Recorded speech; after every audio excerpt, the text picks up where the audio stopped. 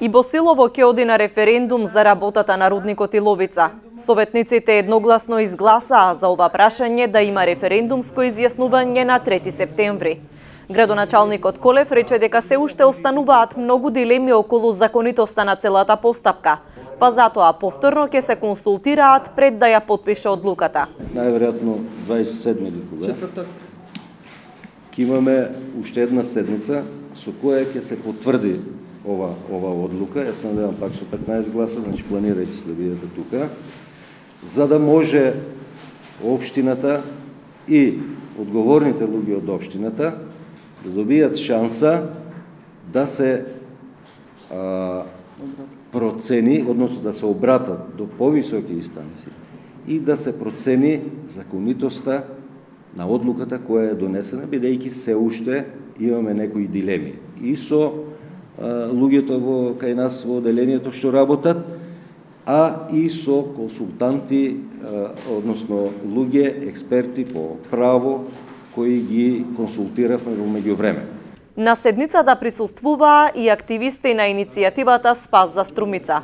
Тие им ги образложија на советниците своите забелешки и сомнежи околу отворањето на рудникот Иловица, нарекувајќи го отворањето на рудници екоцид на југоистокот. Колку и да изгледа претерано, со отворањето на рудникот, ние скоро ќе се соочиме со таков тип фашизам.